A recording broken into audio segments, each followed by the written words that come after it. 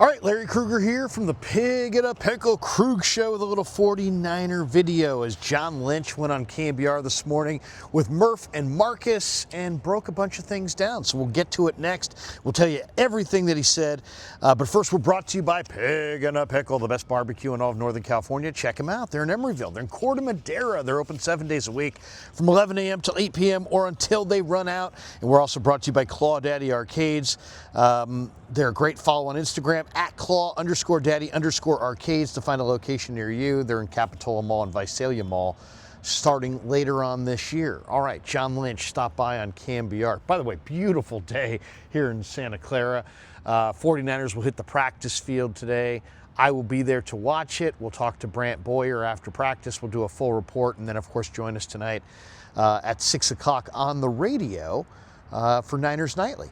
But John Lynch stopped by, and that's on KBR 680 AM 104.5 FM, and of course on KBR.com as well, and the KBR YouTube channel. But John Lynch stopped by this morning on KBR with Murph and Marcus, and he hit a bunch of topics. So let's go through what came out of it. One, I think he made kind of an interesting point. He said, our week one roster may not be our roster. It will not be our final roster. So, in other words, they're going to get guys back, and they're not going to be 100% in week one. Hopefully they can get a couple wins in September and kind of stay afloat as they're getting guys back. But that is clear that, the 49ers are not going to be hitting the ground running at full strength in week one. And the roster that you see in week one will not be the same roster by the middle of the year, which probably is not going to be the same roster by the end of the year. Of course, the big topic today was Skyy Moore in the trade that has brought Skyy Moore to the 49ers. And basically the Niners just moved a 2027 6th-round pick to Kansas City for Skyy Moore and a 2027 7th-round pick. So the price was very, very low. Niners desperate for a receiver because they've got about 6 different receivers that are out right now. And Lynch said he has got a good relationship with Chiefs general manager Brett Veach, that he looks at Skyy Moore as a very talented guy. He was a 2nd-round pick. He needed a change of scenery. I mean, the truth is that Skyy Moore was a bust as a 2nd-round pick in Kansas City. But in this interview, Lynch did kind of indicate what the Niners' thinking was. The reason they really like Skyy Moore is his dual returning capability. They have some guys who can punt return, some guys who can kick return. I know everybody's talking about Junior Bergen. I think Junior Bergen's pretty dynamic as a punt returner, but I don't think he's very dynamic at all as a kick returner, where this guy, I think, is a little bit more dynamic and a little bit more of a dual returner with dual capabilities. He mentioned that Skyy Moore had an 88-yard punt return along the sidelines in the preseason game, most recently against Seattle, just a few days ago. And I was watching some of that game on the tube last night, and he caught another ball in that game as well. But he's got good big time speed. I mean, 4.4 speed.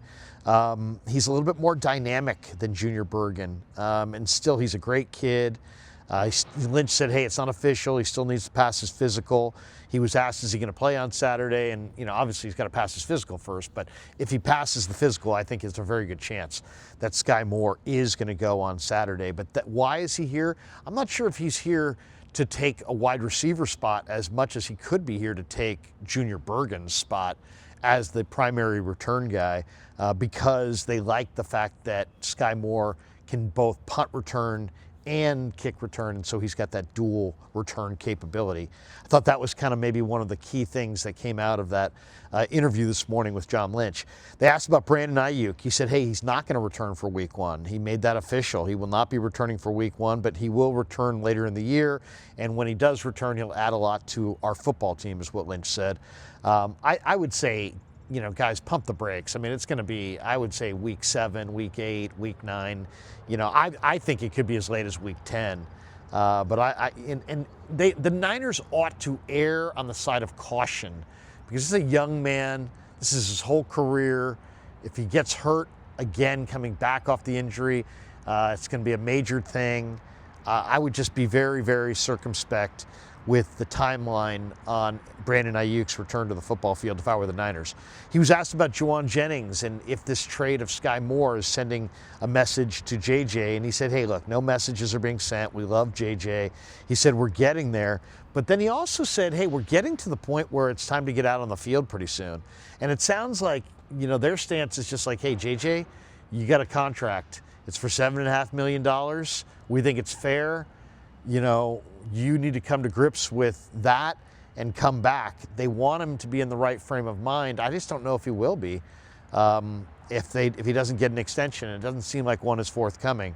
So, but they're not. They love JJ. They're going to give him a wide berth. But it's time to go. It's time to play football.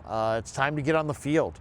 And if you're, if it's really about a calf, then it's about a calf, but then that's alarming because he had this calf injury in April.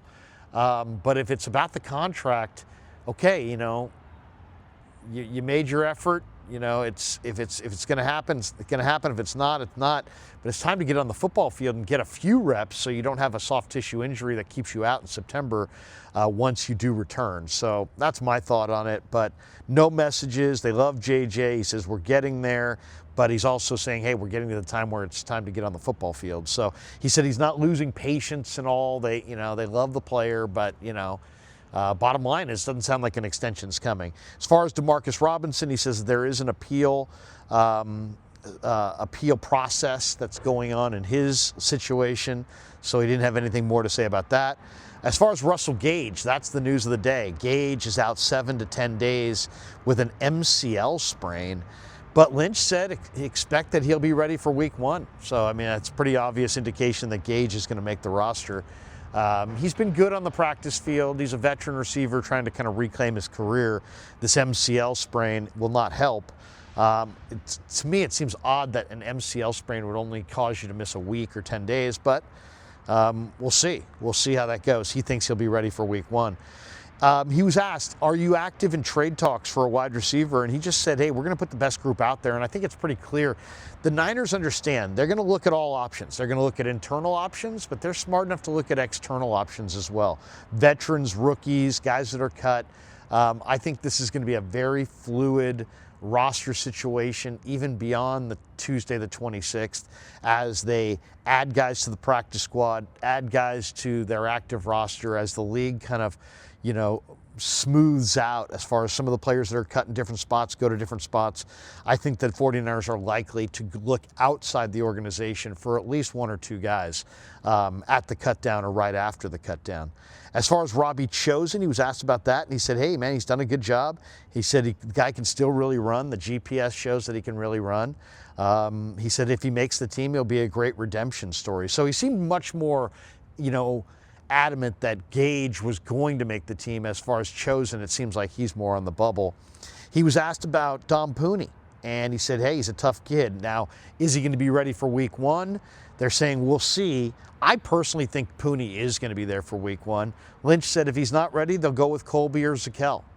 So it's really as simple as that. He was also asked about Jake Moody and his walk-off 59-yard kick, and Lynch insisted that it was a great competition between Moody and Joseph. And I think most people would say, well, it wasn't really a competition, because if it was a competition and it was based on making kicks, Joseph made a higher percentage of his kicks than Moody.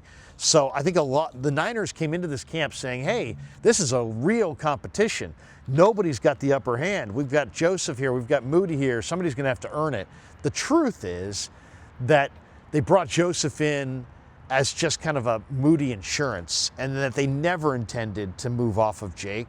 And once Jake showed that he was up to speed and wasn't in any kind of weird funk or, not healthy or, once, Joseph was there as Moody insurance. I don't think it was a legitimate competition, because if it was, Joseph actually won that competition. To me, that would have meant that the competition should have continued on, or, was it a real competition? The guy who made the higher percentage of kicks was cut, and he was cut early on for the incumbent that a lot of people speculated was it was his job all along because you invested a third-round pick. The subject is tired at this point. Moody's the kicker. Joseph is a phone call away. If Moody makes kicks, he'll continue to be the kicker. If Moody misses kicks, Joseph or some other veteran will show up here at Levi's Stadium. And lastly, there was two last points. He was asked about Trey Lance. And, Lynch, I'm sure he loves Trey Lance, and he said as much, and he loves the family, and it's obviously they wanted it to work out. It didn't work out here, but he's got nothing but great feelings about Trey Lance, at least publicly. Excuse me. And he said as much. I think everybody here is rooting for Trey Lance. Trey Lance is a good guy. It didn't work out here, whether he got his shot or didn't, or whether they gave him a full opportunity. I mean, everybody's got their thought on how this came down. Excuse me, they ran him between the tackles. They shouldn't have run him. They shouldn't have utilized him the way they, all the second guessing. It's all, water under the bridge at this point. He's in LA with the Chargers. He's going to be the backup to Herbert. He's completed about 50% of his passes this summer. He's not driving the ball down the field. He doesn't see the game like Brock Purdy sees the game. And there's a reason that he's nobody's starter. But we're all rooting for him. He's a good kid. I do believe eventually you'll get there. If you're smart enough, he is. If you're athletic enough, he is. And if you're dedicated enough, and I think he is. So I think he'll eventually get there and have himself an NFL career.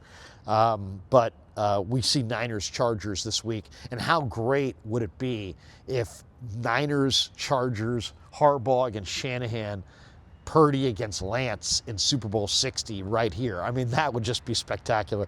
And the last point, Lynch was asked about, hey, what's on the line this weekend? And he's like, hey, look, not only do we have a 53-man roster, we have 17 practice squad spots. So if you're not competing for a spot on the roster, you're competing for a spot on the practice squad. Everybody's competing. You got guys in other camps that will be signed here as well. So it's a very competitive situation. So, a lot on the line for a lot of different players. And the bottom line is there's something on the line for every player in the NFL every single time you take the field and put something on film. That is who you are as a player, and that's how the league sees you. So maybe the Niners don't want you, but maybe the